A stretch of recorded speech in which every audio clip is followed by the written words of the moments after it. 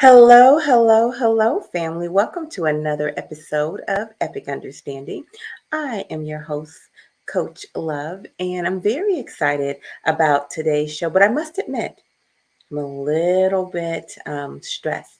And the reason why I'm a little bit stressed is because our guest, Joy Jamison, who is the owner and creator of these beautiful NFTs, she's just in a difficult situation in the Middle East. And so she's having a little trouble right now, and I'm just really hoping that she is going to still be able to join us. That said, we're still going to chat about the joy and power of women in STEM, and I want to talk to you about these two acronyms. There's STEM and then there's STEAM.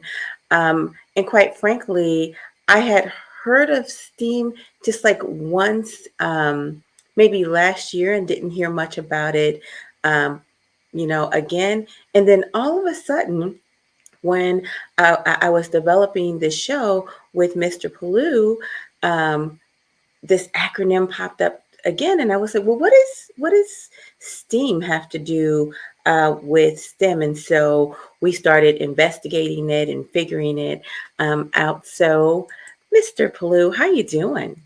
I'm doing great, doing great.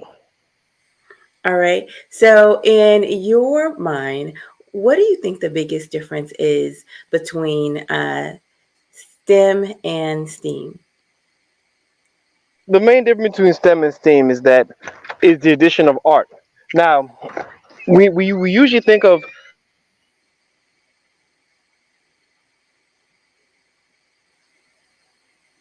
Uh-oh, I may have lost Mr. Pelu, but while he is pulling that together, I do want to give a big up to my Loveland family, my honeybees. Hello, Annan. Hello, Charmin. I have a new person here. Uh, see, so, ooh, Samaril? I don't know how to say that. So forgive me if I butchered your name. You know, you can laugh at me. Maybe you'll come up one day and tell me the actual way to pronounce your name. But I will tell you this.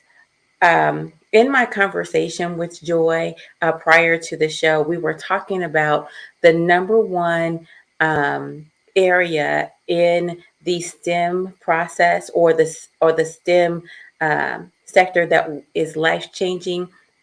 And for her, she said it was. Oh, hi, CeeLo. All right, all right, all right. I appreciate that.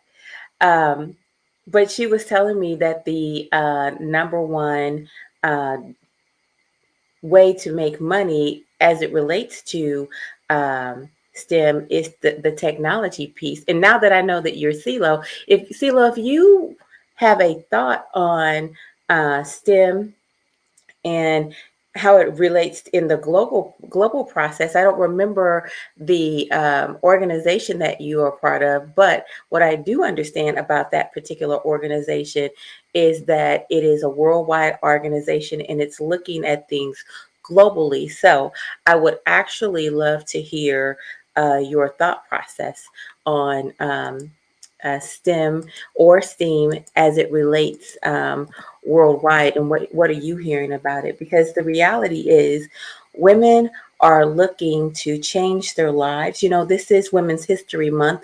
We just got over Women in the you know International Women's Day, and at the rate that we're going, it could be several generations before women are equal in the workplace and equal in politics. So what that tells me is we just simply can't go at that rate. And for me, we need to work at the highest levels. And the easiest way to make that change, I think, is in technology. I think that's the easiest way to have a level playing field. And I must say that when Joy showed me her NFTs, I was blown away. I want to share my screen with you. And To be very honest, I just never dreamed of having NFTs that look like this. Look at this. Look at this. I'm floored. Look at how beautiful her NFTs are. Can you all see that? Just gorgeous, striking, one after another, one more beautiful than the next. I mean, gorgeous upon gorgeous upon gorgeous. The detail and the colors and the vibrancy. And so for me, when I saw this, when I saw these NFTs, and they were a reflection of me and things that I grew up understanding that beauty was. I was blown away. I was absolutely blown away, and I didn't realize um, how much it would mean to me until I saw it. I was like, oh my goodness. These are some of the most beautiful pieces of art I have ever seen. So being that I do not necessarily understand the NFT process, I understand that it is you know, a, a digital footprint and it is worth a certain amount of money. But I don't know how you establish the value of that. And this is what I hope that Joy was going to be sharing with us. And so I really hope her situation settles down in a way where she can come on. Like I said, she is in the Middle East at this particular moment, and so I'm Good keeping my. news, everybody. What's the good news? She'll be here. She'll be here in a second. She'll be here in a second. It was a miscommunication with the message you sent her. I'll send it to you. It was a miscommunication, but she'll be ready. She'll be here in about 10 minutes. Give her about 10 more minutes. Give her until the top of the hour, and she'll be ready to rock and roll. Thanks everybody for the wait. 10, okay, 10 minutes. All I right. mean not 10. Well, 10. Well, give her like to the at least the top of the hour. 10 minutes, but give her to give her the top of the hour. Top of the hour. I see. Okay, well, Charmin's really happy, and I'm gonna go with, awesome. Listen, this is the joy of being live. So we're gonna get a lot of our we're going to get a lot of our questions answered, and we are um, developing them as we go along. So, of course, we have some of the questions that I brought up, and I'm still very interested to see what CeeLo has to say about the global presence of women in STEM. I'm very interested in that. And so, CeeLo, if you can pop up and um, share your thoughts on that, I really would like to know. Um, that said, I want to go back to these NFTs if you don't mind, or better yet, um, let me pop this up here. Hold on one second. Can you all still hear me if I with this up there? Yeah, we can still hear you. Okay, great. Um, by the way, this is Joy in the middle. This beautiful young lady is Joy in the middle. And I'm curious to ask her who these other women represent in her life. So I'm curious to ask her about that. But it is absolutely amazing how she has created such vibrancy with these images. So I can tell that NFTs are not just art. They are beyond art, but I want to find out what more that represents. And I'm wondering if she has actually made history as well, like if there are other people in this space um, as well, like if she is the first Black woman to make this particular type of representation in the field. So I don't even know if she's asked herself that particular question, but if she has, or if she has and she's found out an answer, about that, then I think that would be amazing. I think that would. I think that is amazing. So that's really cool. Plu, are you there? Yes. I'm still here. I'm still here. I'm still here. I'm just getting everything ready, making sure she's being here. I'm working everything out. That's all. Okay. Okay. Oh, are you talking to her? No. I'm not talking to her. I'm just doing some other things. I'm not talking to her. I'm doing some backroom stuff. I'm not Oh, talking yeah. to her right now. You know what? Since I have you here, I think you have some good news to share about an upcoming show. Well, since we had such grave and I mean that's grave, such rave reviews about about our special blood brothers, we hoping to give you a part two. Stay tuned. Keep notifications about all. Comment, subscribe to Blood Brothers One. If you missed it, it was a phenomenal show. We had we had the wonderful Abhijit Iyer Mitra from India come on and bless us with his presence. Yeah, I'm giving us a unique geopolitical understanding of the situation going on right now with Russia and Ukraine. Also joining us was the wonderful Old Blue, military blogger and counterinsurgency expert. He gave us a wonderful breakdown of what he knows, drawing on his years and years of experience in the military and counterinsurgency matters, and also being a person well versed in history and geopolitics himself. Also joining us was our beloved Lovelanders, including Julia, including Silos, and let me go back, Julia, real quick. Julia's contribution was beautiful because she's actually of Ukrainian descent. She's of Jewish Ukrainian descent, and fun fact: the current president of Ukraine, Vladimir Zelensky, is also of Jewish Ukrainian descent. So she came about a first-hand account of her feelings as being as being a Ukrainian, somebody of Ukrainian origin, and how this personally hits home for her. So everybody, stay tuned to Coach Love. Like, comment, subscribe on Blood Brothers Part One. Subscribe to Coach Love. Hit your notifications bell. When we're ready for part two, we will be there, be square. It's always better to be live because you come in, join the conversation, bring your thoughts out, and have the time with us. So we love y'all, Love Land. Stay in tune. Thank you. You want to know what? You make me hype listening to listening to. I was there, but like, you make me hype listening to you talk about it. I am actually really looking forward to the Blood Brothers show, and I'm looking forward to Julia's show that's coming up on Sunday, where she shares her personal history of growing up in Ukraine. So it is going to be epic. It's like we're on a trajectory right now, right? We're on a trajectory. We are diving into what's going on in Ukraine.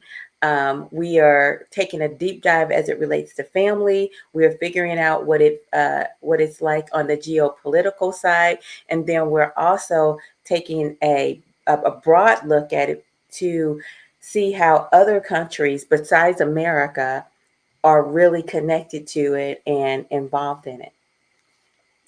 And here we are again. So I think that maybe there was a disconnect with the messaging. I'll tell you a little bit about what I know about Joy. She is a woman of God, and her and I had a conversation, well, actually, a couple of conversations about our relationship with God. And she was invited to an additional event beyond this particular event. I've told you about the women's group that I'm a part of.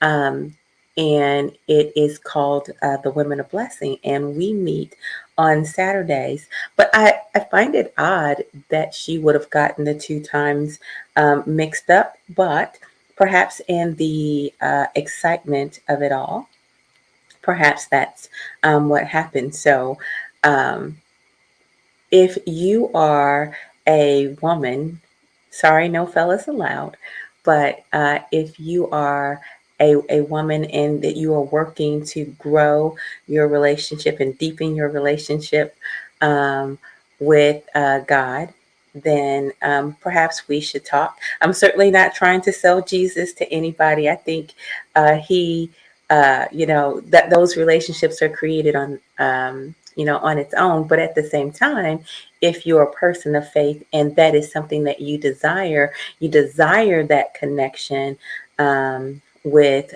other women of faith, then this is a great way to grow deeper. It's a wonderful way to have further connection. It is a wonderful way to release. I have to say, being a part of Women of Blessing is one of the things that has changed my life. It's really, besides creating a relationship with God, having a group of women specifically in my life that also have a relationship with God, that also are very intentional about walking with God, is the really one of the best things that I've ever done. And I want to talk about having a relationship with God. What it doesn't mean is that I'm an expert in the Bible. What it doesn't mean is that I walk around telling anybody else what to do. I can barely tell myself what to do. Okay? It doesn't mean any of those things. That means what it does mean is that I am a person who is working towards her relationship with God in an active way, and I enjoy people who are doing the same. Hello, Julia. Hold on, I want to get Mr. Blue up Good here. morning. Hello, good morning. Good morning. How are Or you should I say doing? good evening? Well, yeah, good morning and good evening.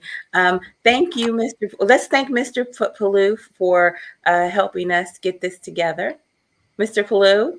Yes, yes, yes, yes. So everybody, yes, here's the lovely joy. So y'all could begin this lovely show. Thanks everybody for coming out. And I'll step out and I'll leave it to the ladies to handle this wonderful affair. Thank everybody for coming out. Thank So you. much. Thank you. Thank you. Uh-huh. Bye-bye. Good morning. Good morning, and good evening. All of those beautiful things. So, I was telling them. At first, we were thinking that was something going on for you. As it relates to the Middle East. But then Mr. Pelu came on and said that you had a little bit of confusion With about the the Women of time. Blessing time versus this time. Is that true? Yes. I Yeah. see. Yes. Yeah. That's what it is. I think the last message I got from you was it's 9:30 um Yeah, that Eastern, was 9:30 right. oh yeah, 9:30, 10:30. That was for the women of blessing. Yes, yes, yes, Okay. yes, yes, yes, yes. But the other one, the we have two things going on. So I see that you um, confuse the Women of Blessing time with the time With for this with shooting. You know, this. there's more Yeah, than I one saw ball that. in the air, Yeah, if I was calculating the time and I was like, well, it's almost time for work, but I think I can make it to work afterwards because right? it So seems you like didn't it's going to be register an the hour. you didn't register the showtime because we had already established that showtime. But I Yeah, see, uh-huh, yeah, I and see. my fault. And the last message from you I read, I was like, okay, 9:30, Yeah, 10:30 because Central. I do. I want. I want your lovely presence as well in the Women of Blessing. Quite honestly, I think all that women can do to lift one another up and to celebrate one another in a holistic way is very very important. And I think it is lovely that you have done such a beautiful job in celebrating women, and then in particular women of color. Like I'm going to say, look at this. Look at what you've done. Look at this. Isn't this gorgeous? Look at Oh, what you've thank you. done. Isn't it just beautiful? Thank you so much. Thank you, thank you, thank you. And And so, it took me a while to get there. I'm not an artist by nature, but it took me a while, and I finally got there as far as doing art. So that is absolutely lovely. That is lovely. Thank you for putting that up there. It is amazing. Tell me, wait, and I just want everyone to know this person in the middle, this is Joy. So this is her art of herself. It's gorgeous. What did you use to what did you use to make the colors so vibrant? What did you use? Okay, so first of all, the actual photography was absolutely vibrant to begin with. And Mm-hmm. so I use Photoshop and I use a couple of other digital artwork software, just basically to transform the photograph into an avatar, and then Okay. decide on the background that suits the face and the personality of the person who's up there. So and then change the eye color, enhance the makeup, and that's basically how I do it.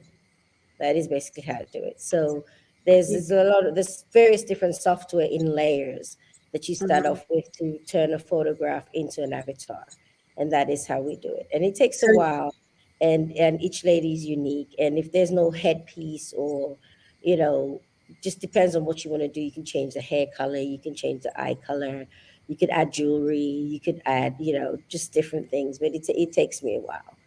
Absolutely takes me a while. it is stunning. So what those are avatars. Um, Yeah. I got it. Can you tell us how do NFTs obtain their value? Okay, so that's a long story. Now, what an NFT is known as a non-fungible token. That Mm-hmm. is what an NFT is. And what is a fungible token versus a non-fungible token? I Mm-hmm. know a lot of people know about Bitcoin. Everyone knows about Bitcoin. That's the main coin that everyone knows about. So Bitcoin it's a token. It's a cryptocurrency, and it is unique in a way that it's a digital form of value. Just like we have the dollar, it's a form of value. Uh-huh. And $1 here and $1 there are the same. They're fungible. In other words, you have two $1 bills and they're the same thing. They have the same value. I could Mm-hmm. give you a dollar here, and later on you can give me a dollar back. It's the same thing. It's the same value. Mm-hmm. Same with Bitcoin, Litecoin, Dogecoin, all these other cryptocurrencies you hear about. One Bitcoin has the same value. It's the same thing, even though it's a unique one, just like the unique dollar bill, but it has the same value. It's fungible, Mm-hmm. it's reproducible. You can have another one. Whereas a non-fungible token means a unique piece, a unique one. So in the Okay. yeah, in the cryptocurrency world is you mint, as in you produce, just like you mint a dollar, you mint a token that is non-fungible, that's one of a kind, that's unique. And so once the technology was put into place where you could mint tokens that can't be reproduced, there's something called a blockchain. A blockchain is really transparent. It lets you do something that the whole world can always see. It's not Mm-hmm. it's not like in a bank where it's kind of hidden behind the scenes. So on a blockchain, you can mint a token that is one of a kind. And about a year, 2 years ago, there was a craze. They were called crypto kitties. There was a person who decided they were going to mint different kitties, different shapes, different sizes, different eye colors, different fur, and there was just one of a kind. It wasn't a reproducible coin. And then Uh-huh. that kind of went kind of viral. And then there was something called CryptoPunks, and then it just took over. And so artists decided that if I have a one of a kind piece and I'm living in Australia and I'd like to sell my piece to the world, I could actually do that in a form of minting a digital artwork, a token that is just one of a kind. So that is basically what an NFT is. It's called a non-fungible token. And you can attach an NFT to different things. It could be a physical piece. I know of artists that actually you buy the NFT and they can send you the physical piece. So you own a digital copy of a physical piece. It could be a piece of music. I was just speaking to an artist, a person yesterday who is starting to make NFTs of musical pieces. So instead of buying something in a music store, you could actually buy the NFT, which is a sound bite. You can have little bits of animation that's NFTs. The NFT space is broad, it's vast. And when I did get into the space, I was in the cryptocurrency space and I started looking at NFTs, and there's some beautiful artwork there, but there was no representation of us. There Mm. weren't any representations of us. And in fact, the one you have in the middle, the first avatar, I made that one. I was like, well, I'm just going to put myself out there as an NFT. And friends and family were like, that's beautiful. I think you need to do more of these. You definitely need to, as best as you can, do Mhm. as many of these as you possibly can. So based on that, it took off. It took off. It took me a while, first of all, to try and learn the software, you know.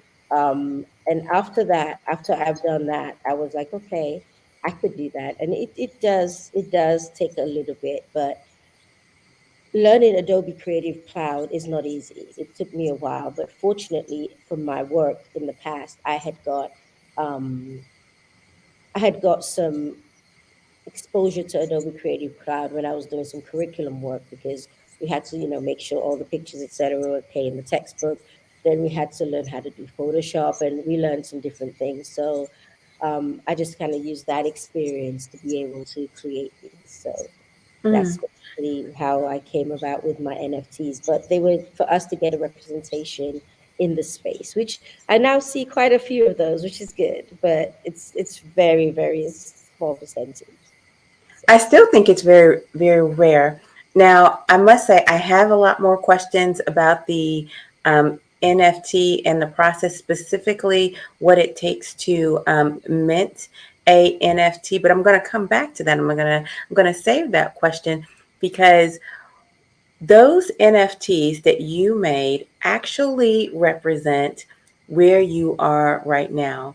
What I want to talk about is how you got into the STEM space in the beginning, and then what STEM actually means. Because I'll tell you right now, there is a question, and this person, her name is Ashton Smith. She's a an Olympic gold medalist, okay? But look at what she says. She says, I wish I was smart enough to do STEM. You're talking about computers, mathematics, those types of things, and I am not smart enough to do any of that stuff. And I think that is how a lot of women feel. But you shared with me a story um, where if you made it very practical. Now this is a gold medalist who's saying this, and she happens to feel that way. So help make it practical and obtainable for us. So, as a young girl, you know, and all young ladies, regardless of race, but young ladies of color, when we start learning science and math, we don't see representations of ourselves. Mm-hmm. I didn't see a representation of myself when I was growing up. In looking at science textbooks, your math teacher was most likely, not female, whether Mm-hmm. regardless of the race. So you don't see representations of yourself, and you start having this belief that you're not good enough, that you're Mm-hmm. not smart enough, but absolutely you are.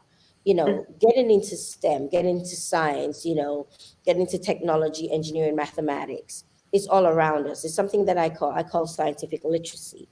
Mm-hmm. Um, and mathematic literacy and technology literacy. She is definitely smart enough, and I am sure she is involved in STEM in her everyday life without her realizing. She's an Olympic medalist swimmer. Mm-hmm. You are involved in STEM. You can calculate when to turn without hitting your head on that wall when you're swimming. You know, doing everyday calculations, basic everyday calculations, just to get on with our everyday lives, with what we do. Mm-hmm. That is absolutely um, that is a thing it's math, it's science, it's engineering. So yes, she is smart enough, and it's not a matter of smart enough. It just depends on what you're interested in, and that's why there's STEM and then there's stream, because there's other people that are interested in art, reading, writing. There's Mm-hmm. so much other things involved that you could do. So I wouldn't say you're not smart enough. There's no one who's not smart enough to do anything. Maybe there's the interest, or maybe you're just not aware of the fact that you are capable of doing something that you're capable of doing. Absolutely, she can. I think you can. You I can definitely agree. do it. Yeah. I agree. And I will tell you the story of a young lady that and I'm calling her a young lady. She's not a spring chicken particularly anymore, but she currently works at Microsoft, and the thing that she did that got her notice is that she started talking about technology and her desire to be involved in technology. She took a technical course, Okay. and she just continued to make videos, and she got noticed based off of her passion. And then they began to educate her at Microsoft. Now, that's certainly a non traditional way of doing it. But my point in telling that story is right now, there is a desire for people, period, in that field. People want to know who's interested and who's willing to do the work, right? So, So we are at a point in time that if you are willing to do the work, people are willing to entertain you in this space, and there's so many jobs in this space. We lack the people, right? yeah, in Mm-hmm. fact, technology jobs now, and I'm in education. I'll talk about that a bit later on. But technology jobs now, they're more about the experience and the practical hands-on than Mm-hmm. they are about the degrees. They're more about the experience. People Google, Microsoft, they really want young people, and anyone really who's interested. They want young people with the certifications and the willingness to work and the interest. It's kind of flipped around. If you are a young person and you can't figure out what to do with yourself, there are a lot of courses out there. There are a lot of certifications out there online. There's a site called Coursera. They have hundreds and hundreds and hundreds of different programs that you could do to upskill yourself in technology. You said it's And called Coursera. yeah, Coursera. Let me type. Can you type that into the private chat because I want to make sure everybody knows about it. Yeah, I'll go ahead and let me just make sure I've got that right. And then I'll go ahead and put that in there. But okay, yeah, I just want to go ahead and get the websites. There we go. Yeah, and it does they do professional courses, and let me see.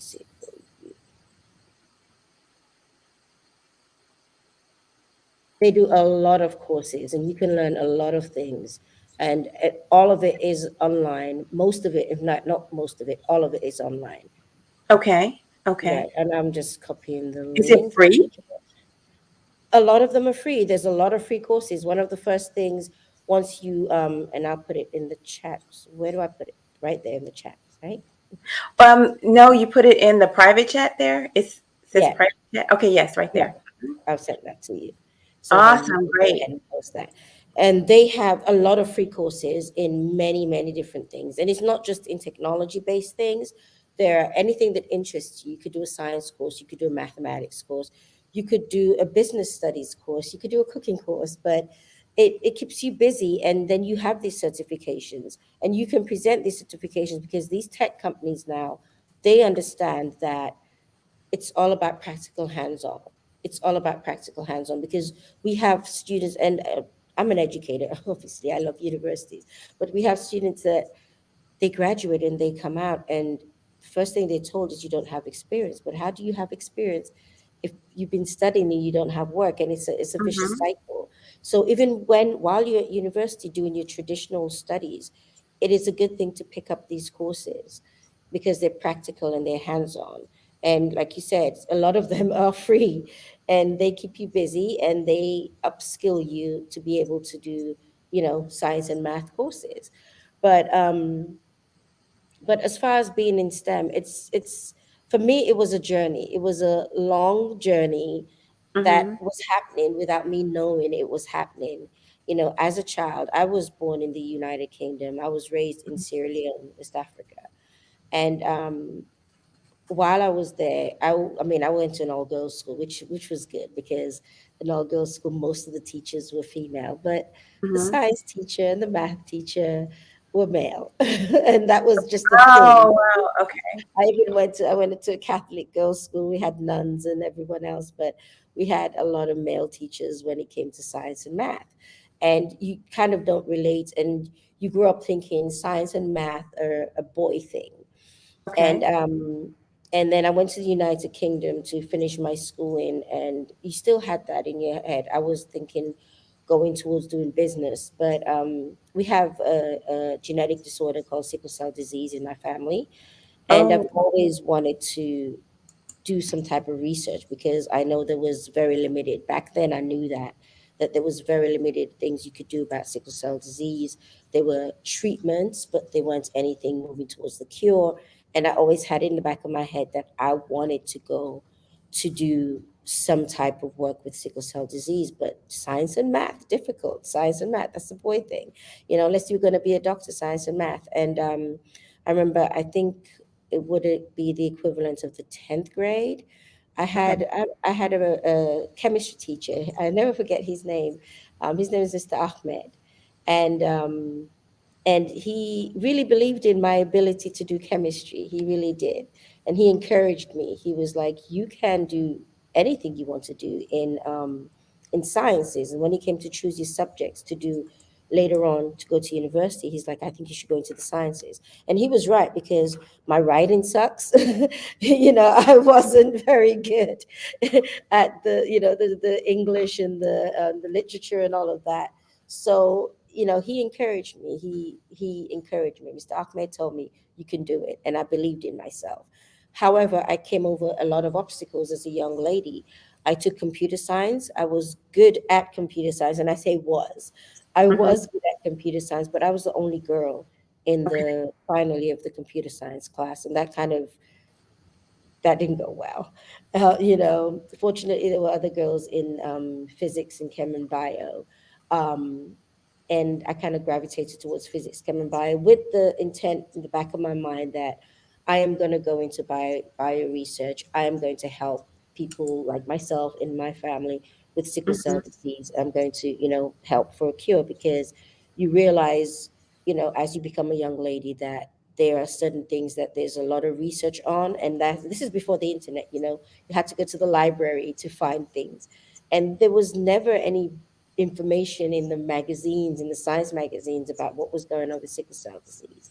And so once I got to university, I got a degree in biochemistry with biotechnology. There were a lot of females in my class. In fact, we lifted each other up. I was in the UK, and I'm still good friends with them today. It was women of color. I still see them. I saw one of them this year, and and I saw the parents of another one this year as well.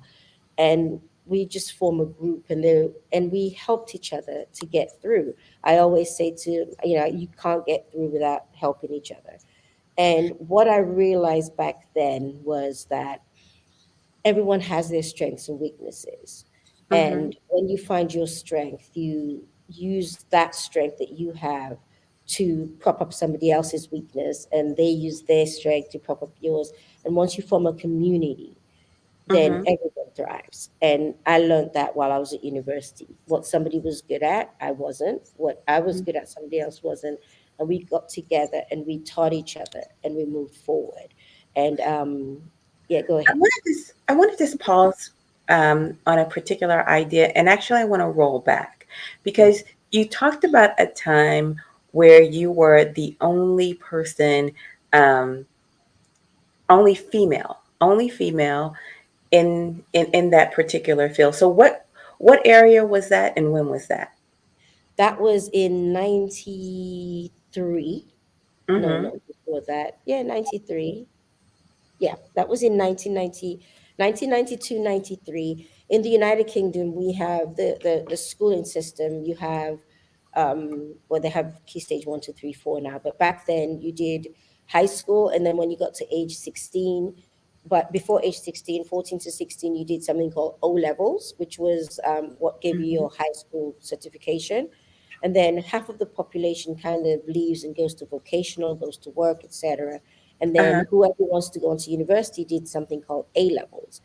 Okay. So I chose to do A levels in math, English, sorry, in math, biology, chem, physics, and computing.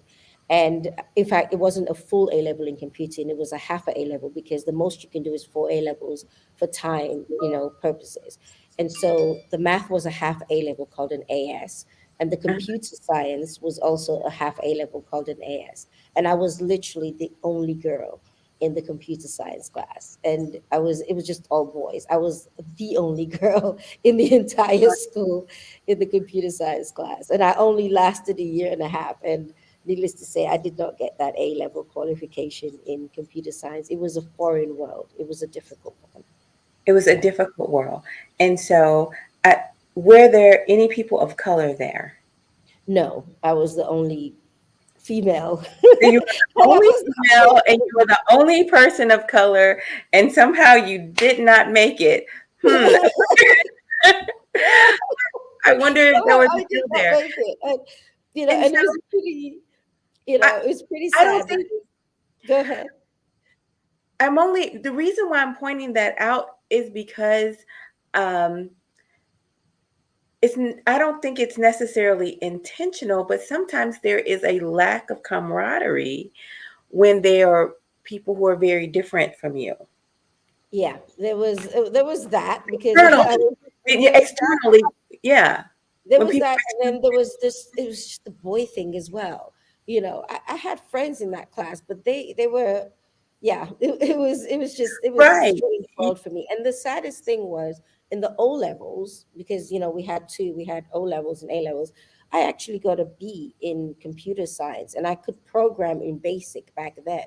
And it was basic programming. You could program the printer to print, and basic things. You could program really basic graphics like a heart shape on the screen. I could do that. But then the programming language changed from basic to Pascal, and it seemed very foreign to me, and the boys got it. And back then I was like, I really convinced myself it was a boy girl thing, and I gave up after the first year because it was an AS level, which means it was only a year long. And I was told, well, you're doing really bad, maybe you're not ready for the exams, you could repeat. And I did it the second year, and I was like, halfway through the second year, I was like, this is not going to happen. But I was Well, already registered for the exam, and it was one of those moments in my life where I gave up. One of the few moments, people who know me will tell you that was one of the few moments I gave up. I remember I had a chemistry A level in the afternoon, and I had the computer science paper in the morning. And I studied all night for chemistry, and I slept. I literally went in that exam room and I slept so that I mhm, would do well for my chemistry, because there was no point. And I think back to that now, and I was defeated. And I thought for a while I wasn't good at computers, mhm, but I could have done it. I could have done it. And so, you know, when I hear things like I'm not smart enough, I think back to that. And I mhm. really believed I wasn't smart enough. Fortunately, I still had my biology, I still had my chemistry, I still had my physics, I still had the AS math, which was showing I was smart enough. But in computing, I was just like, okay, that's a boy thing. I'm just not smart enough. In fact, we had a piece of coursework, which is really interesting. Um, I actually came up with a plan, even though I couldn't write the program, to Mhm. write a dating app. This was in Oh, really? 1993, yes, Mhm. because there was the mailing dating thing. Yeah. And I actually came up with a plan to write a dating app. And I had my little coursework set up, and I'm like, we could have, statements that we could write a dating app. And the teacher laughed at me. And he's like, Oh, wow. dating app, like, typical girl. All you're thinking about is love. Oh, wow. Yeah, Oh, but I mean, now you have Tinder and all of those things, and before then, a lot of these apps were, quite lucrative. So you could have been at the forefront. I And could I have, guess one of the things that's really running through my mind is when there is the absence of camaraderie, there is the absence of synergy. And synergy is like the secret sauce, the secret ingredient that makes something powerful. You wonder, where did this come from? And how did they get there? And how did they make it through? it is a synergy that causes something to explode. It is the reason why things go viral, right? Um, Absolutely. the momentum that it creates. And so, in your initial run towards being within the STEM confines, you didn't have a camaraderie of any kind. You were the only woman, and you were the only person of color. And what happened was isolation, not against you. You just weren't in the club. No, no, absolutely not. But that changed when I got to college. It was, Hmm. you know, we all helped each other. There was a big group of people, and we were all in the biochemistry department, and we were all in the biosciences department. Somebody doing pharmacy, somebody doing microbiology. I was doing biochemistry.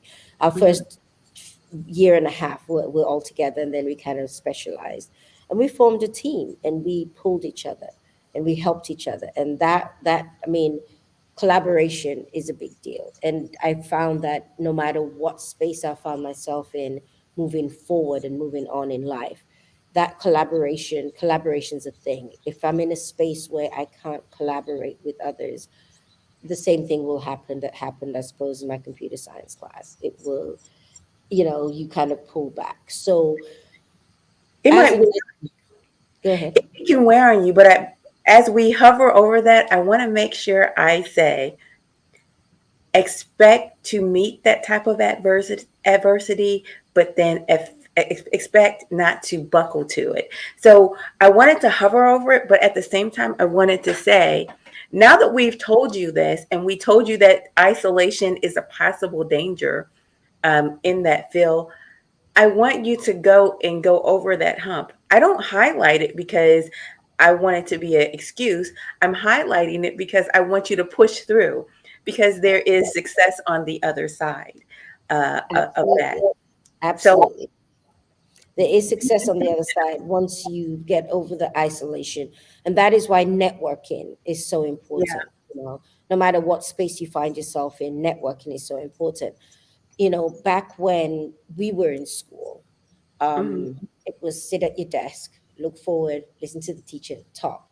Hmm. Now, as educators, what we promote is group work. Okay, you yes. know you go in to observe a classroom, a teacher's classroom, and you don't see group work. You're like, these kids are trying to work in isolation. Where's the collaboration? And that's in every subject, in every field. It's group work.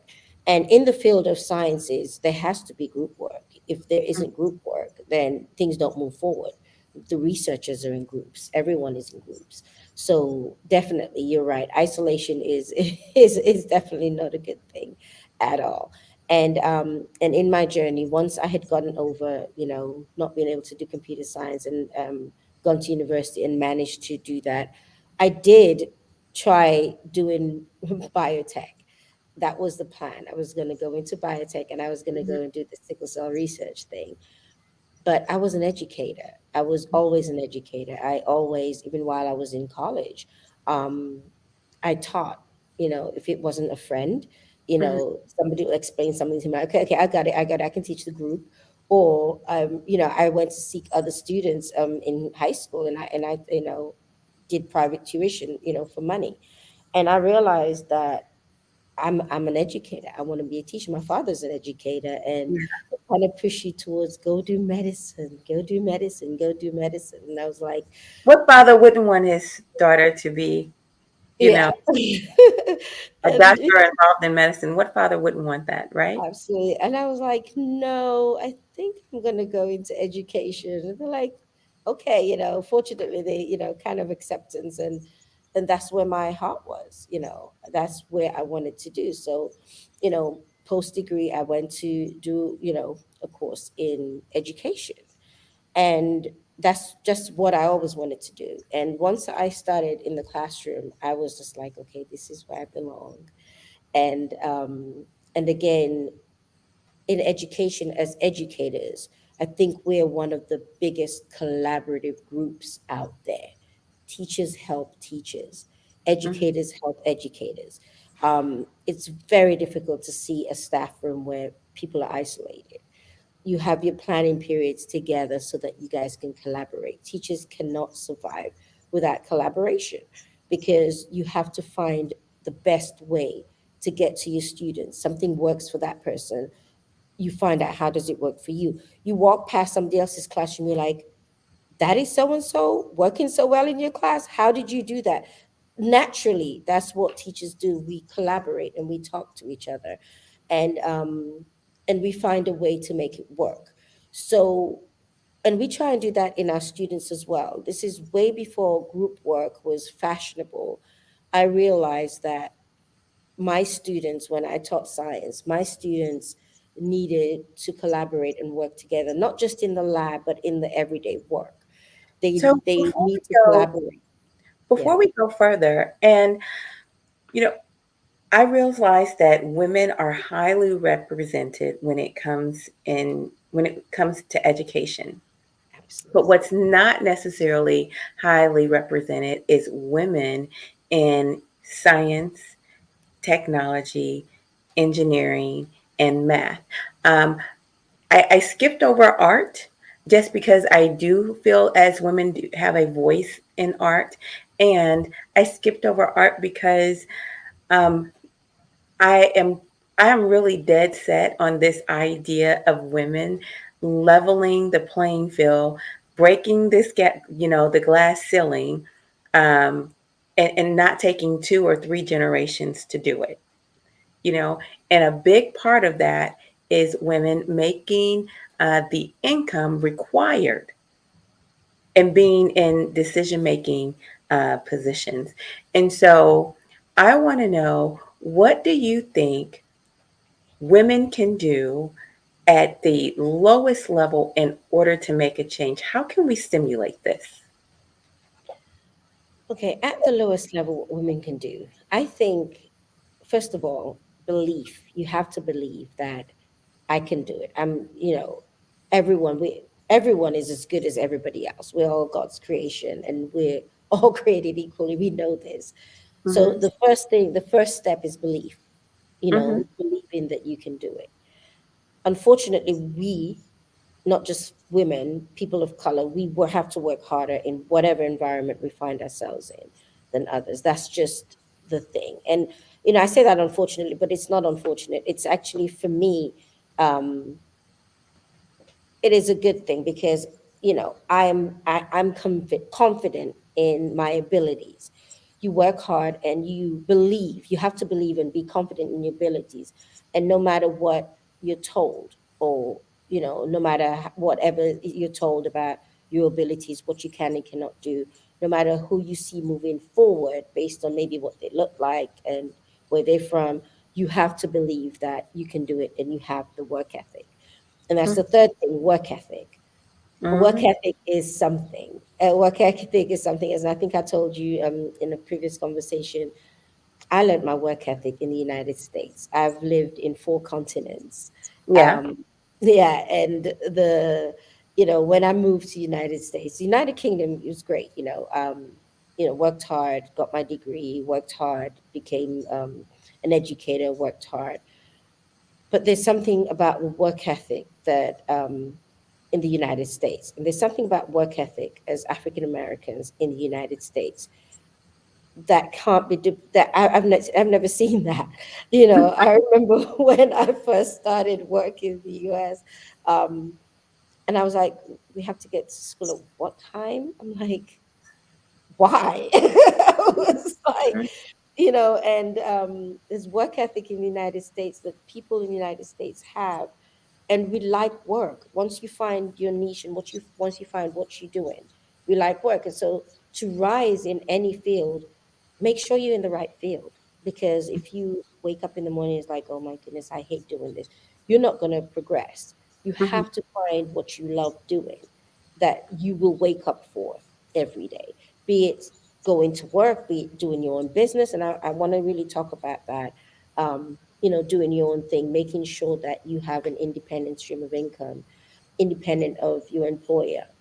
But it was education was what I loved. I loved my students. I loved my school environment. There's no institution I have worked in that I've said I didn't like. I did.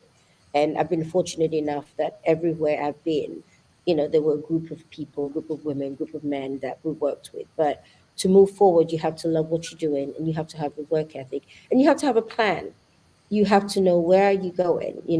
If you have a plan to rise above in any field, if you're in the biotech industry and you want to become one of the lead researchers, if you Mhm. are in education and you want to be an education leader, if you are in any field, you have to have a plan, you have to have the work ethic, and you have to love what you're doing, because the three of those go together. You could have an aspiration to rise up, but you don't work towards it, it's not going to happen. You can work really hard and have the aspiration, but you don't like it, and now that's a struggle. You have to love what you do, and you have to work hard, and you have to have a plan, and and and then you definitely rise, and you definitely move on. So Okay. So be a lifelong learner. Number absolutely, one, yeah, have the work ethic. Number two, yeah. do what you love. Number three. Absolutely. You have to have the work ethic and do it. And I think number one, actually, maybe there's four parts, is believe in yourself. You have to believe in yourself. No matter what environment you find yourself in, you have to believe in yourself. You have to believe that you can do it, because you can. I mean, you absolutely can. And as women, sometimes, like I said, just like what happened in my computer science class, you just take a back step and said, okay, that's not for me, but it is for you. You know, Mhm. it is Mhm. for you, and you definitely can do it. For me, I was not a writer, I'm still not a writer. I can't write stories, I can't you know do business plans, etc. I could do now, but it took me a long time. um oh, there's a question right there. In the Mhm. British system, Right. most It students does. He's study for. asking. He's asking, in the British system, can a student be undecided upon entry into university? So the side chat has a bunch, has conversation, but that was a really, really good question. So I said, Yes, in the British system, no. You see, because the way the British system is set as far as the path to university, it's not like the American system where you graduate at age 18 and then you start college, and then maybe a year or so into college, you can change your major because you decide what you want to do.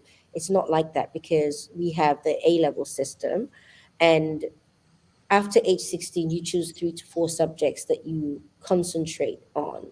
And those are the subjects you do at university, because for university entry, for example, for engineering, you will need mathematics, you will need computer science, depending on which kind of engineering you're going to. Chemical engineering, you're definitely going to need mathematics, chemistry, and then 2 other science subjects. Um, so it's rather difficult, and it's very early on in life. You're age 16, you're like, what am I going to do with myself? And it seems like you have to decide. However, the British system also has a thing called a foundation year, and mm-hmm, in that foundation year, you can kind of change majors, but it is not as easy as in the US system to make a decision later on. You really need to figure out what do you want to do in university pretty early on, which is difficult for a lot of people. There's not that many people that I know of at age 14 were thinking, I want to research sickle cell disease, therefore I know my path. And then to be fortunate enough to meet a teacher that said you can do it because you're good at chem and that kind of thing. So in the British system, it's not as easy, but it's mm-hmm. doable. It's absolutely doable. Yeah. I think people have to be wondering about sickle cell disease just a little bit. Would you mind explaining what that is and how it is approached in the STEM process? Okay, so sickle cell disease is actually a genetic disorder, and I Mm-hmm, don't want to go too much into the genetics, but we're a product of our genes, the genes that we inherited from our parents. And mm-hmm, sickle cell is a genetic disorder that causes your red blood cells, your hemoglobin, in mm-hmm, the hemoglobin that make up your red blood cells, not to function in the right way. It mm-hmm, causes the hemoglobin not to carry oxygen as efficiently as it should, because we have red blood cells there they're not a normal typical cell with a nucleus, etc. Their job is to carry up oxygen. That's what keeps us alive. That is Mhm. our blood cells, and there's little veins all over our body, not just the major arteries, but in our brains, in all our tissue, all our organs. We have these tiny little capillaries, and some are small enough for just one single blood cell to get through, deliver the oxygen, pick up the carbon dioxide, come back to your lungs, and keep doing it and doing it and doing it. Well, people with sickle cell disease, their red blood cells have there's a genetic mutation that causes the Mhm. protein in the red blood cell not to be um, formed properly. And it Mhm. does pick up oxygen, but in certain conditions, it will lose the oxygen and it shapes weird. You know, a red blood cell is shaped round. In sickle cell disease, the red blood cell is not shaped round, it is actually shaped as a sickle, and Mhm. and that is what sickle cell disease is. So, where, Beautiful yeah, but how explanation. does sickle Beautifully cell done. come about, and why does it affect mainly people of color? Now, sickle cell came about, and it affects mainly people of color because sickle cell disease is actually like a byproduct of protection against malaria. So why is it that it's only people, and I don't know if I could paste a People who are picture. close to the equator. Yeah, people who are close to the equator, because malaria is a thing. Malaria kills Mhm. people, and it kills a lot of people, and even now it does. Malaria is a Yes. major killer in Africa. It's 2022, but malaria is a major killer in sub-Saharan Africa. And so over time, what's happened is people with sickle cell disease who have that mutation, and all it was to begin with was just a mutation. So Mhm. if you're a carrier, you have the mutation. And as a carrier of sickle cell disease, not the whole disease, just you have a mutation because one of your genes is defective, Okay. you don't get malaria, and What did that you was, say? You don't get malaria? no, you don't get malaria because the Okay. malaria is a parasite that lives in the red blood cell. I And what see. happens is Ah. once the parasite gets into the red blood cell in a person with sickle cell trait or sickle cell disease, that blood cell changes shape. It sickles. And Ah. once it sickles, the malaria parasite cannot reproduce in a sickled red blood cell. And so the parasite doesn't take hold, and you don't even realize you have malaria because the malaria parasite, just like the COVID virus that reproduces in our cells, it Mhm. cannot reproduce. Malaria is a parasite, not a virus, by the way, it's a parasite. And that malaria parasite cannot reproduce in the red blood cell. So as a young child or as a young person, you don't get malaria, which means your chances of survival into adulthood to have children is increased. Okay. Well, when you have enough people who have had an advantage because they didn't die of malaria and they've lived into adulthood and Mhm. they're having children now. I have a sickle cell trait and I survived, and you've got a sickle cell trait and you survived, and then we have a child. Now there is a percentage, there's a big chance that our that offspring will have sickle cell disease. So it's all about the genetics. So if both of us have sickle cell disease, the trait, if we both carry sickle cell, then there is a chance that our children will have sickle cell disease. There's a 50% chance of that. You And then once you have two of the genes instead of just the one, the protection from malaria becomes a disease in itself. So your blood cells, they sickle without the malaria parasite. They sickle in a low oxygen atmosphere. They sickle when you're stressed. They sickle when it's too hot. They sickle when it's too cold. And when the red blood cells aren't formed correctly, going through the tiny capillaries in your bloodstream becomes a problem because they can cause a blockage, and then the tissue around that blockage begin to die, and then the person is finds themselves in a painful crisis. It causes all kinds of organ failures. It's sickle cell disease. It's not a pleasant one, but I have it to was, say yeah. that was one of the best and clearest explanations that I've ever heard on sickle cell disease. I don't think anyone's ever revealed to me the idea that it had a connection to malaria. I think that was brilliant and beautiful. Hashtag STEM, women in STEM. The Yeah, joy women and in STEM. power of women in STEM. That was beautiful. I mean, I think scientific literacy in general, I think it's very important for women, for all women. We make a lot of decisions subconscious, and you don't have to be in science. Just every day, you have to be scientifically literate because there's so many decisions that you make for your family and for yourself based on just being scientific literate. And I think that we should try and educate ourselves as best as we can so we can make informed decisions. Talking about vaccinations, even the pandemic actually did, I hope, increase a lot of scientific literacy in people. I But think at it the did. same time, it showed a lot of scientific illiteracy when you look at the arguments for and against masks and for and against vaccines, and just in general. It brought to the forefront that as a society, we have to do better with scientific literacy because it helps you in everyday decisions. It's amazing. Why does there have to be a law against seatbelts? Why do people have to get a ticket because you don't wear a Mhm, seatbelt?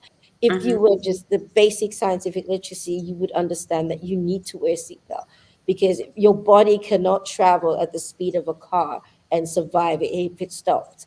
You know, just this simple, one of the simple laws of motion. You don't understand it, therefore, we have to make a law to force people to protect themselves.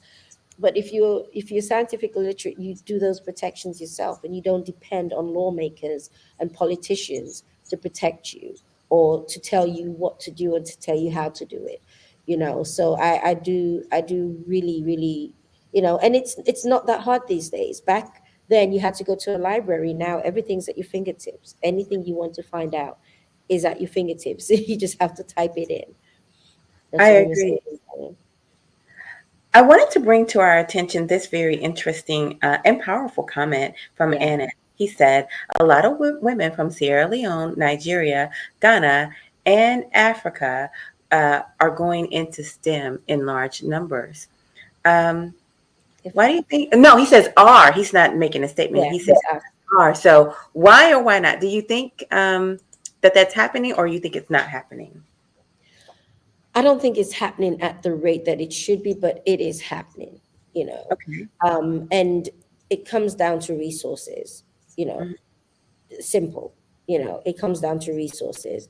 It comes down to resources because, you know, it's not available. The resources for you to go into STEM is not available. The connectivity, internet connection. I can tell you one thing that this pandemic did as far as Mhm. um, it showed the gap.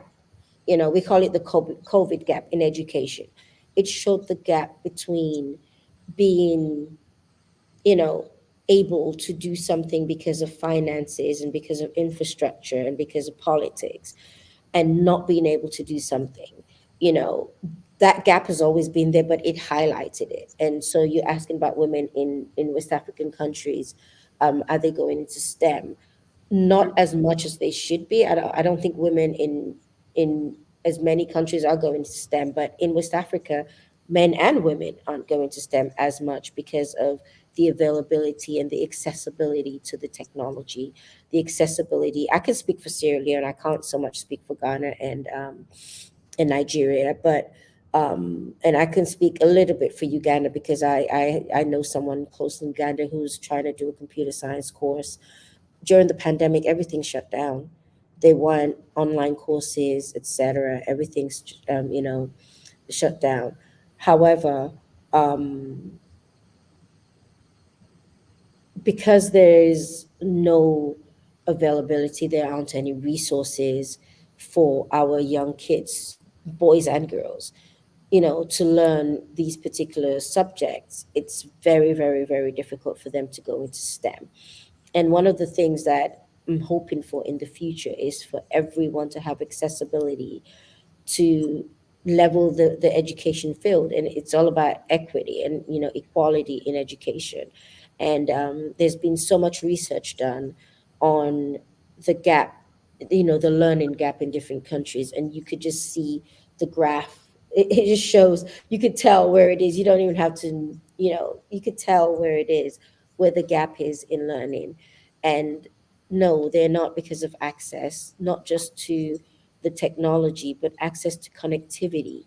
We don't realize how connectivity, there's no broadband internet in so many places within the United States. In the rural South, there's no broadband within the Mhm. United States. And You're right. there is no broadband, and this is what I'm talking about. When the the COVID started, I live in the Middle East. When the pandemic started in the country where I lived, within 3 weeks, literally, we shut down in March, end of February, March, and the students had a 3 week spring break rather than a 2 week spring break. And within that 3 weeks, the government where I live had made sure that every child was had a device in their hand, every child in public school.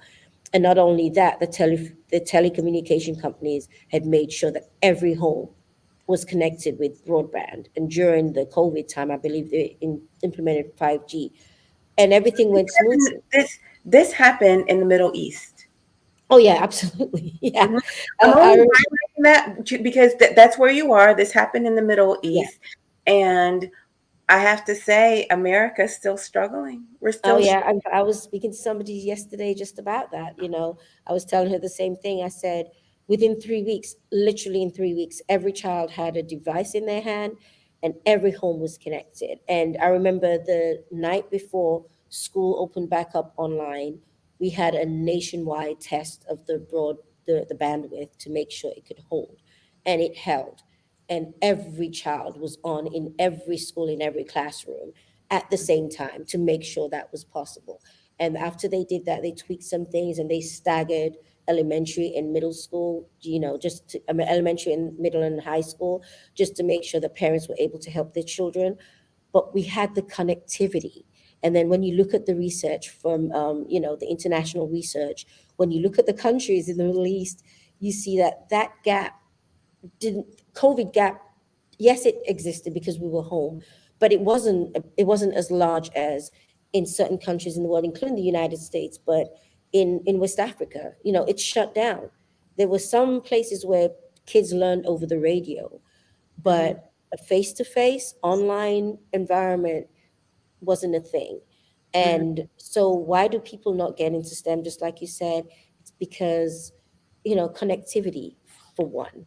mhm, There's a lack of connectivity, and that's, we talk about poverty. We know there's lack of infrastructure. We know there's problems with people eating every day. We know, but one of the things we don't talk about is lack of connectivity. We have places that are food deserts, and we have places that are information deserts because people are mhm, just not connected. The world has moved on. The internet is a great thing.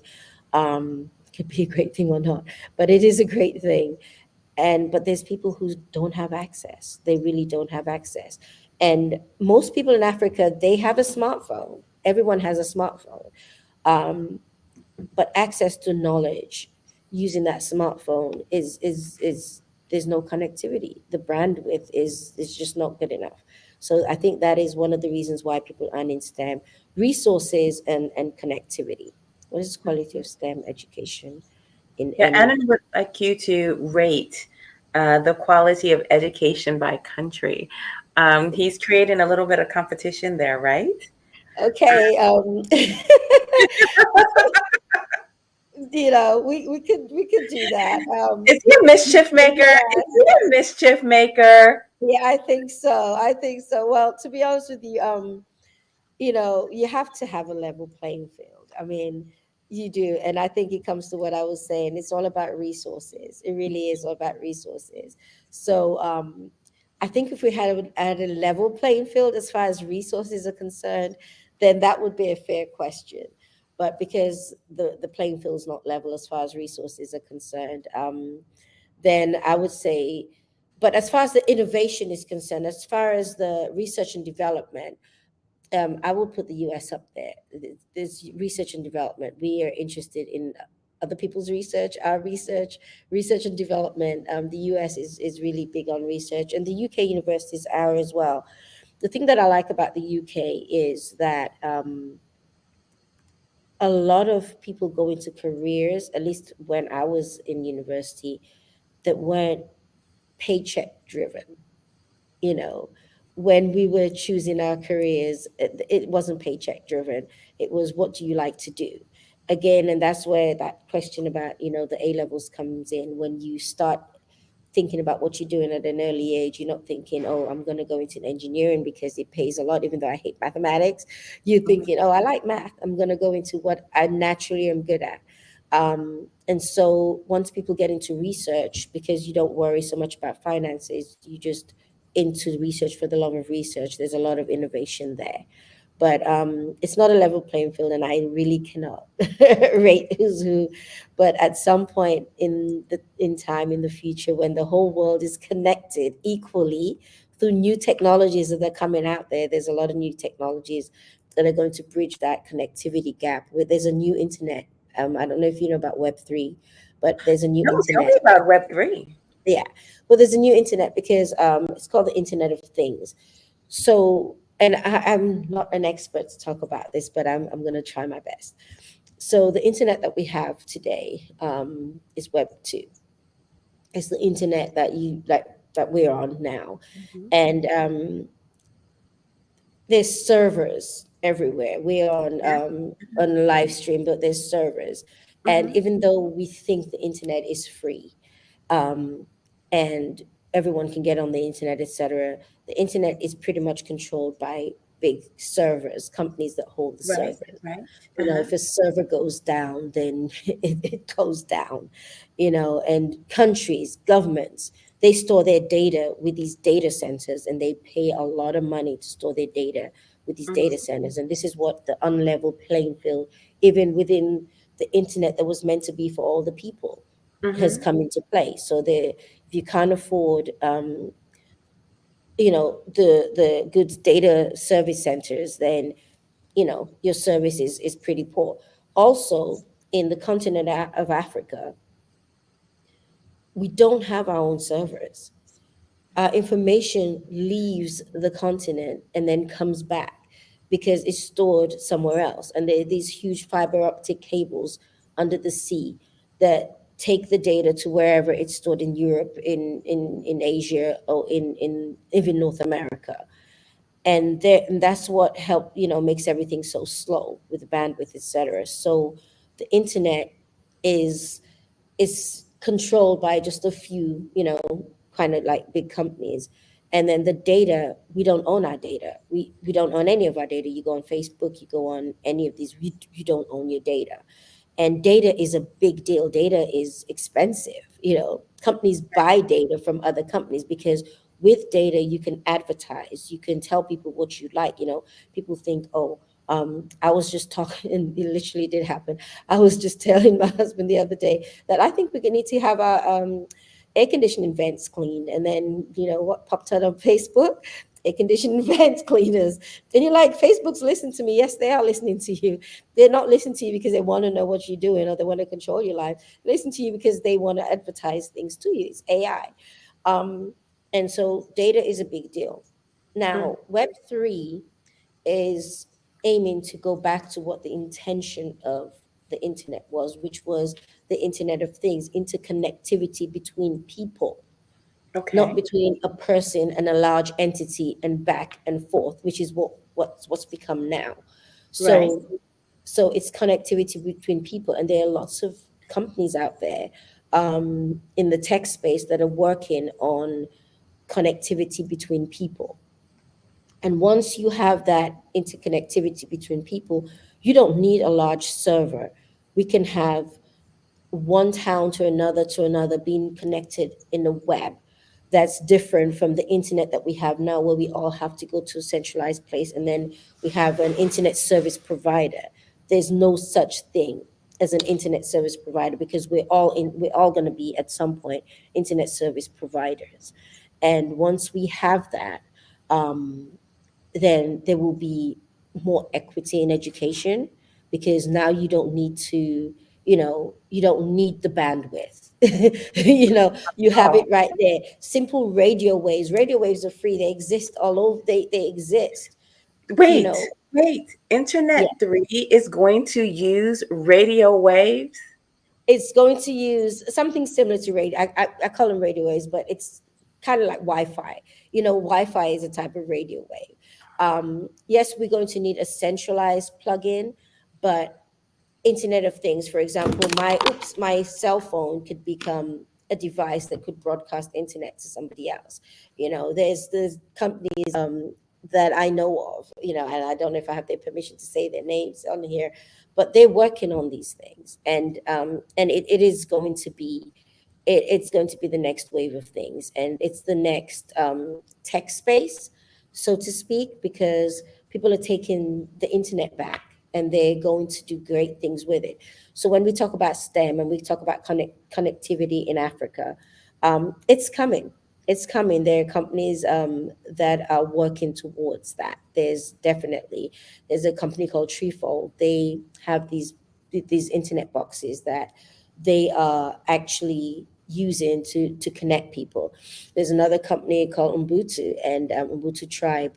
One of the main goals of that tribe is to democratize everything, democratize education, access to STEM, investment in gold, investment in many different things that, are centralized. We want to decentralize things. I know that you've heard of decentralized financing. There's a lot of things. There's a huge space out there in the tech world that are looking to decentralize everything instead of using banks that you can put $10,000 in a bank and they can give you maybe $20 at the end of the year back. Whereas decentralized finance, you have higher interest rates for investing your money in decentralized finance. You have better access to loans in decentralized finance to start small businesses. Again, like I said, in Africa, everyone has a cell phone. And there's going to be a time when people live in Africa, they can't buy gold in Africa because they can't afford it. And there's a Wait, company that's actually going to allow people. cannot buy gold in Africa? Well, they can if they had the cash, but the small business person, you can't buy small amounts of gold. But if we Okay. digitalize gold, they can buy a small amount of gold, and gold is increased 500% in the last how many years. Right, right. So there's people don't have access to investments, people don't have access to small loans, but with decentralized finance, people can have access to these things so that they could build themselves up. And so the space that I'm in now, what we're looking at is trying to make sure that there's access to education, there's access to finances, there's access to healthcare, you know. And like I said, there's the company I'm affiliated with, Ubuntu Tribe, that does that. They're looking, and they've worked on it. Then they have all the things in place, and we're going to have healthcare, access to healthcare for all. In the metaverse, in the space where people can go, not physically go to a university somewhere to learn medicine, but you can do it in your own space with the connectivity. It will level the playing field. Somebody asked me, is there STEM in Africa? There will be. There will be very shortly, because Mhm. all we need is a level playing field and access to information. Um, access to finances, access to being able to buy a small amount of gold and watch it increase instead of, there's no access. The people mine, but they don't have the facilities to do, you know, enough things for their own community. Most of the money in the continent seems to leave, and with democracy, with information, with Mhm. education, it can stay and people can do well for themselves, for sure. So, what I've heard a lot from you is this idea of leveling the playing field when it comes to finance. Absolutely. Why are there so few women, though? Women specifically in STEM. What is it? What's happening with that? I think stereotypically women have been, and there's women in STEM, women have, But not there's a lot. It's not, for instance, it's really lopsided. And this is an it kind of thing. And I'm just highlighting this because all it takes is intelligence in order to be in the field. So it's not like it's the type of job that is, you know, it takes physical labor, it takes No. mental endurance, and commitment. And so I'm just wondering, why aren't women focusing and flocking to that field? I think stereotypically, women have been told what field they should go into. Just like you said, there's women in education, Hmm. but are there female math teachers? Yes, there are, but are they in proportion? Like, you go into a school, for example, if you're in elementary school, you'll be hard pressed to find that one man, because, well, there's a lot of women in elementary school. Then you go into middle school and you find the men, but they are the math and science teachers. But it's changing. However, the reason why women aren't going to STEM, and just like you said, I think it's collaboration and it's just belief that you can do it. And then Hmm. with women, I mean, in the field of science and technology, especially scientific research, it's a lot of hours. And we have children, we have these breaks, we have, it's a lot of hours, and a lot of commitment, and a lot of hours away from home, and a lot of hours, and it's just not an easy thing to do. And then, and this is not just in STEM, this is everywhere as far as women are concerned. There's that pay differential. You're both working the same job, but for some reason women get paid less than men, in most places. And then there's that glass ceiling again. There's that glass ceiling where the women get just to a certain point and then they stop. But as far as women being in scientific research, I believe it's definitely possible, and it's encouraged in some places. Again, I think people have a huge misconception of the Middle East. There's a lot of women in STEM. Good. I Yes, in the Middle East, in the there are Middle a lot East. of women in STEM in the Middle East. It's almost 50-50, if not slightly more. There Oh are wow. a lot of women in STEM. I'm an educator in the Middle East, and I see that there's a lot of women in STEM. When you look at Actually, the that's good to hear. We have to start somewhere. Yeah, Um, and it's like people have this misconception: Middle East women are no, that is not the case. At least not where I am. And there are a lot of women in STEM, and I think that the West needs to look east. They really do. The West needs to look east for ideas on how to encourage women. I'll give you an idea. I'm an educator here in the Middle East.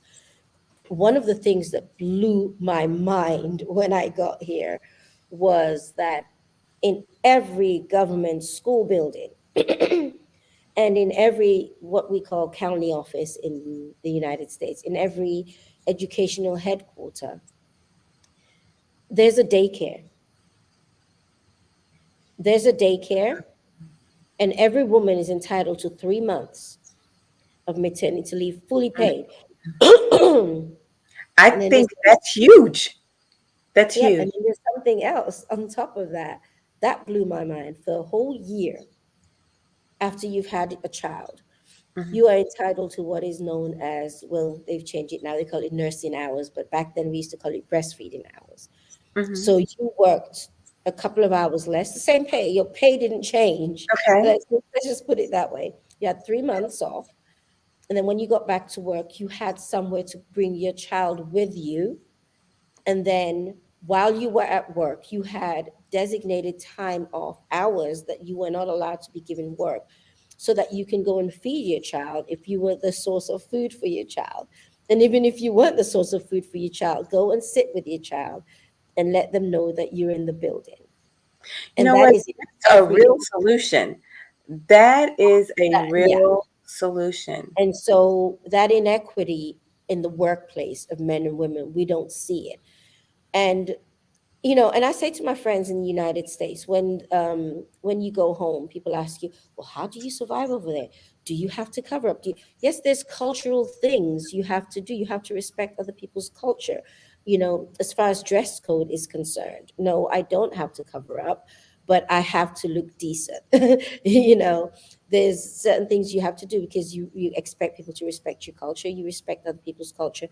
But when it comes to women, as far as equity at the workplace and just little things to help women, and I think that is why we don't have women in STEM in that's why we don't have women doing as well in the workplace in the West, because I remember when I had my kids, you know, I took 3 months off when I had my youngest. And I remember my first paycheck after I went back to work was $95 for the whole month, because Mhm. I took FMLA, which, I had the 12 And weeks off, medical which was, leave. Uh-huh. yeah, which was great.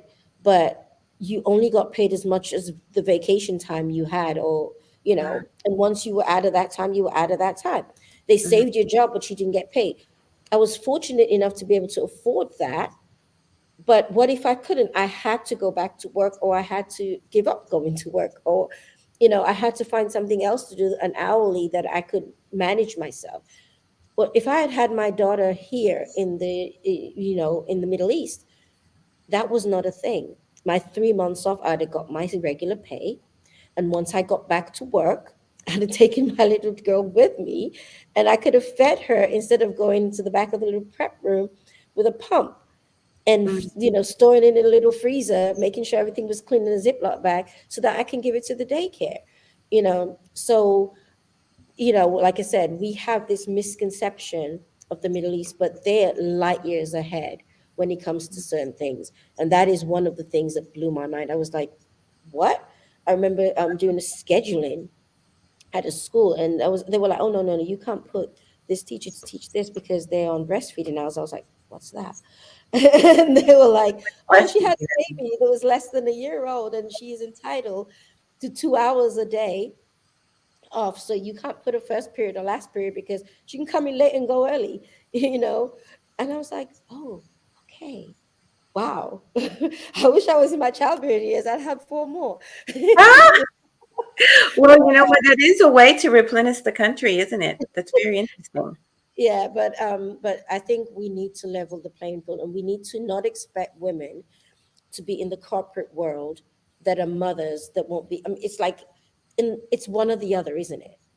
And Mhm. that is what holds up women. You can either be a good mother, or you can be a good corporate person. You could either be a great STEM researcher. You could there has to be a way of marrying the both. And I've seen a I model here. really I have to say you've done a very beautiful job of explaining how the Middle East is saying yes and to women in being in STEM. And so it's very easy to see with the accommodations that are being made Absolutely. why women in STEM is growing in that particular area.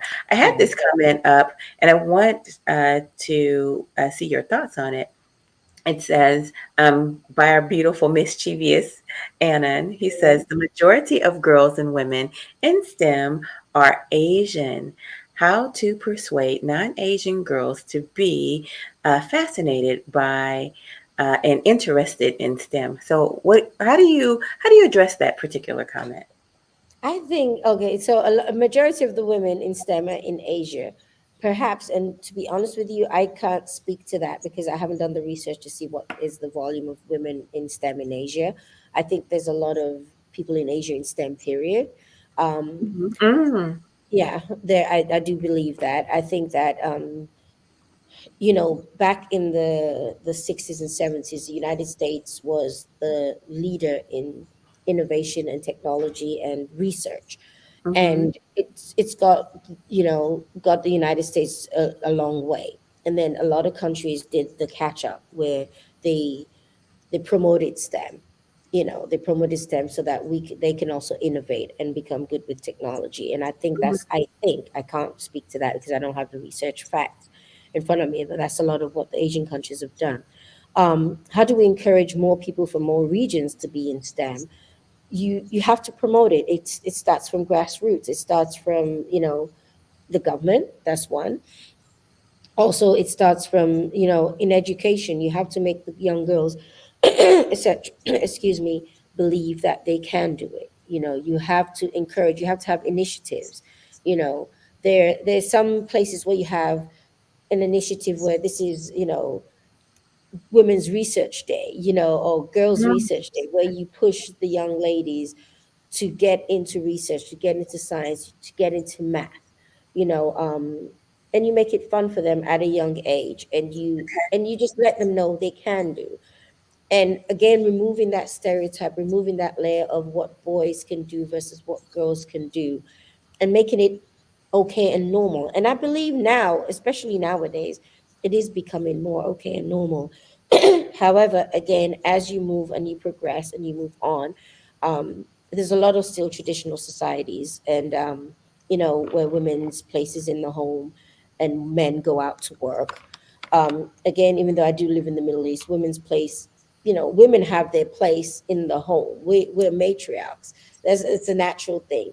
But at the Mhm. same time, you need to put in these, you need to remove these obstacles and these barriers that stop women from going out there and innovating and developing their career.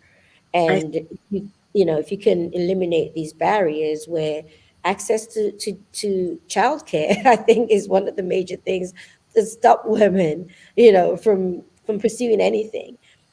Good and easy access to childcare, and then just encouraging them and letting them know that it's okay, and then equality in pay as well. You mhm. know, quality in pay. Myself, just like I told you, you know, there was a time when I was working to pay the daycare. And that's what you do. That's what you do. You work to pay the So that this daycare. can't be the case that women have to be paid the market value, not the Absolutely. market value for women, but the market value, period. Yeah, the market value period. And then, um, you Healthcare know, has to be addressed. healthcare, childcare, and I'm sorry, accessibility. yeah, And then, healthcare and childcare have to yeah, be addressed. I they really have meant to to be say addressed. childcare, yes. Yeah, and then women shouldn't find themselves going backwards in life or making a choice. You know, Mhm, do I choose family, or do I choose, you know, do I choose science technology? Do I choose to be, do I choose to work in a tech company, or do I choose to have a family? It shouldn't be it shouldn't be one or the other. Men are expected to, but mhm. then, so we should be expected to as well, and those barriers need to be in legislation. I you like know You know, recently I was part of the Lady Political Power yeah, um, conference on International Women's Day. And I think this is a real reason why we have to have women making policy. Politics is simply policy in action. So absolutely, yes. So absolutely. we have to have women making policy so that these types of things are considered. Because if you've never been forced to make the decision between your family and your Mm, future, then yeah, you might not think that those two coincide, and how it really is a gift to the nation to provide good childcare. absolutely. But I we are mean, Yeah, but currently we are stagnant. We are stagnant and do not have absolutely. enough people in the technology field because why? There aren't enough women in the field. No, And there why are. is that? There's not enough childcare. There's not, and and like I said, there's not enough childcare. There really is not enough childcare, and there really is not a mandate. You know, to say, okay, this is legal and that is not legal. You try and level the playing field. Mhm. It is illegal to expect a woman who has a child under one here to work a normal full day. And employers natural will try and put pressure on you, but it's not legal. And once it's legislated that a person is entitled to this, then it becomes the norm, and it becomes accepted. I see. And that's what we need. We need good childcare. We definitely do. And then we need to stop making women be forced to make a choice between work and family, because women are encouraged. And then there's like Women's Day. um I didn't know about Women's Day until I came out of the United States. And Really? it's such a Okay. big deal out here. It really is. I mean, we do Valentine's Day, we do everything else, but Women's Day is it's a huge Perhaps, there should be a greater effort. yeah, There should you know. be a greater effort. Um, before I forget, I really want to ask you, what is the process of minting a NFT? Oh, What is that okay. process? Okay. Now I'm going to talk about MetaMask and all of that. Okay. So, first of all, you have to have a wallet that can hold cryptocurrency.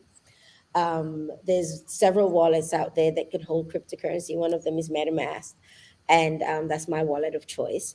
And so that's the first stage. And you could look up how to set up a MetaMask account, et cetera, et cetera, et cetera.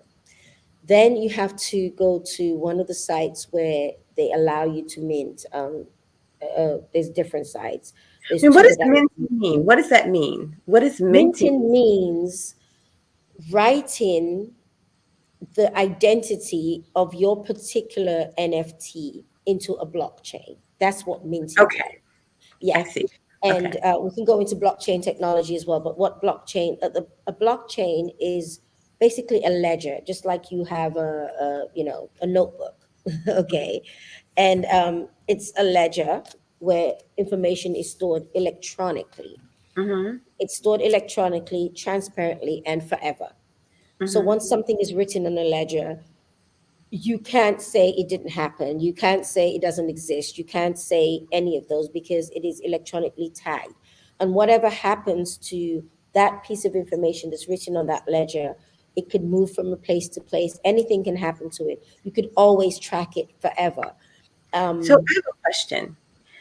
If I put this highlighter and I minted it and I said this highlighter is a NFT it and can be. yeah, and it is worth $1 million. If How does that work? somebody, okay, so if you minted that, so basically you took a picture of your highlighter, or you Hmm. digitalized it in some type of artwork, um, and then you basically minted it onto a blockchain. And there's different companies that have blockchains that you can mint NFTs onto. I use OpenSea and Hmm. Rarible. Those are the two. There's also some blockchains on the centralized exchanges like Gate.io and Binance that you can actually have NFTs. I have my NFTs on Gate.io as well. Once you go ahead and you mint um, you have the particular record on the blockchain that this particular um, number of digits, so it's like 16 digits, is affiliated with this particular artwork, and it lives in this wallet right now. And if Hmm. somebody wants to buy it, they go through the blockchain and they buy it. Now it goes to their wallet, and you can forever track that thing, and you can forever see where they are, and you can forever see where it's going. And But so hold on a minting second, because means, I want to talk about this forever process. mhm. Because who says that this organization who's tracking blockchain, who says they can't go out of business? It's not an organization, and that's what decentralization is. It is not an organization. Well, you said I have my blockchain with this organization. So how do these Well, I people? have, well, actually, let me rephrase that. I have it in a marketplace, but it's in my wallet. My NFTs are sitting in my wallet. They belong to me. So But I can I am become a publicizing. marketplace? Can I become a marketplace? Yes, you can. Anyone can become a marketplace. You just write the code that you're a marketplace, and this is where the technical code. Remember, I failed that computer science class, but this is where the technical part comes into. Anyone can become a marketplace. Absolutely. In fact, one of the things I really am looking into, because when you look at the traditional NFT marketplaces, um, we're very, very much underrepresented. And one of the things that really I'm looking into is to see if we could have a marketplace where we can have more diverse artwork. But yeah, so I'm using the marketplace, but they're mine. They don't belong to the marketplace. I choose to advertise them on the marketplace, but So they you don't belong. so But they it's the don't belong. marketplace like the mall. It's like a mall. I mean, go to OpenSea.com. It's like a mall. It's a mall where whatever artwork, whatever you're into, you could find an NFT for it. And like I said, it's written in the blockchain that this wallet, my wallet, minted this NFT, and it's sitting in my wallet unless somebody has bought it. Now it's sitting in their wallet, you know. But so when you say if this organization goes out of business, it can, because it is decentralized and it's on the blockchain. It's like somebody asked me the same question. It's like, what if Bitcoin goes out of business? We're like, we don't even know who wrote the code for Bitcoin. They're an anonymous person, and they could be they could be around, they could no longer be around. It could be an organization. We don't know who wrote the code, but what we know is that once something is written on a blockchain, you can't unwrite it. So, and it's decentralized and it doesn't belong to any one person unless, well, yes, it does, because there's people who mine Bitcoin and then they send their computer and then they sell it on to other people. But what I'm saying is that it's a decentralized space and there's no company that can go out of business. And therefore, my melanin art goddesses will now become obsolete because the company that, no, it's not like that. They belong to me. They're always going to be in my wallet. And it's not going anywhere. Who can write blockchain? Anyone who can write code, women, men, everyone. You can And write a so, code onto the blockchain. Yes. okay. And where is the blockchain? Okay, so the good thing about the decentralized world is, and the blockchain is, that you remember those data centers I told you about that hold millions and millions and millions of points of data? Mm-hmm. With blockchain technology, yes, you have data points with millions and millions of data, in a blockchain somewhere, because there's centralized blockchains as well as there's decentralized blockchains. I'm going to talk about decentralized blockchain. Blockchain is in everyone's computer. I can become what is known as a validator, where for a piece of data to be said is true on a blockchain, different people have to validate it, different computers, computing power. It's decentralized. So my computer could be one that has one millionth of the computing power that's needed in one particular blockchain, if that makes sense. It's Hmm. decentralized, where instead of all the data being held in one place, it's spread out into many, many computers, because a data center is just a huge place with lots of computing power. It crunches numbers, it does what computers do. What the So, blockchain does is allows uh, it allows multiple computers to be able to do the calculations that one big data center does. And they call them validators. Multiple computers can validate a one piece of data to say, okay, this is good. And now you can do such and such and such a thing. And so, where is the blockchain? If it's a centralized blockchain, it's in the company's database somewhere. If it's decentralized, it's in everyone who's interacting with that blockchain's computer. So so if if the internet went down, because the internet is based off of satellites, yeah, okay, and the internet went down, would the value of Bitcoin and NFTs disappear? no, because if the internet as we know it went down, first of all, what does that mean? It means that a big server somewhere has gone down. That's all that means. But Mhm. the internet as it is today, even though it's not Web3, I don't think that's not a word, but I was going to say it's not go downable. I don't think it's possible to. Well, it's not possible. I'm Yeah, really trying to possible wrap to my predict head it. around this because when I asked the question about minting, it was like I went down a rabbit hole. Well, this one and this one and this one because it just well, it's certainly not tangible, but I'm wondering where is the beginning and the end. And so that's where these questions come from because I'm like, you know, what are all the ingredients? I think that I need and the audience need, we need a actual PowerPoint from beginning to on, seriously, we on need this. We need this from beginning to end. So I would say beginning is where in the world blockchain begins and who can do it and all of these Actually, that kind of is that is that I mean that is one of the things we do as far as in educating people on blockchain. so That is something we will definitely have to do because I yes, think yes, it's yes.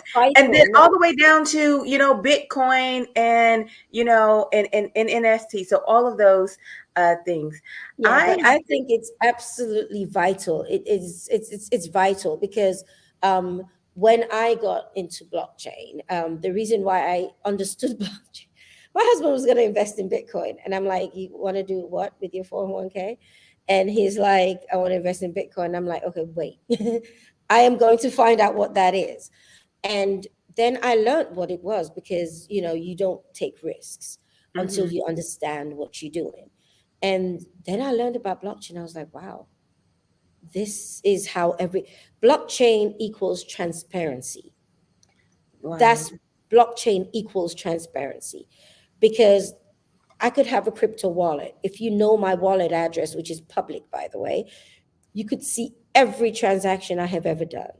So if you have a bank, you have a company, you don't have to worry about accounting books. You don't need an accountant. You don't need an auditor. You have the blockchain. Once a code is written, it's written and it can't be changed. The computer doesn't know who you are. And therefore blockchain equals transparency, and we definitely need to talk about that. We need to have a session, an educational on blockchain, because it is an amazing technology and it's going to change the world. It is going to Wow. change the world, just like the internet, just like electricity changed the world. The internet changed the world some, but Yeah. blockchain is going to do for the world what electricity did to the world. It is going to change the world for sure. Fascinating, fascinating. Well, Joy, you have been a joy, and you leave us with more questions and more excitement. I'm just so very, very thankful that I had the opportunity. And uh, thank you so and much. And I'm sorry about the time difference. I thought it was, I read your last message to me and I was like, okay, 10 o'clock, 10:30, this time. And so I all was, this, well, you one know what? You're less very hour. popular. You're very popular, and there's a lot of we're working on more than one thing together. Yeah. So I see how you transpose those. But the important thing is that you are here with us, and I am so amazingly and powerfully excited about what you're doing, and thank you for sharing And your thank you journey for with having us. me. It's an honor. It really is an honor. Thank you for having me. It's been amazing. And, I'm looking forward for to sure. having you. I'm looking forward to having you back. So yes, stay tuned, family. Thank you, Thank you. Loveland. Thank you, honeybees, for hanging out. You've gotten a lot of love here. Um, Thank you so much. Thank you all so much. I really appreciate it. And thank you so much, Love. Thank you, Coach Love. I the really joy, appreciate being on your program for sure. And it's been a pleasure. It really has been. absolutely, the joy and power of women in STEM is truly a continued blessing. Excellent. Thank you so much. Bye Thank bye. you. Bye bye. Thank you so Bye. much. Bye.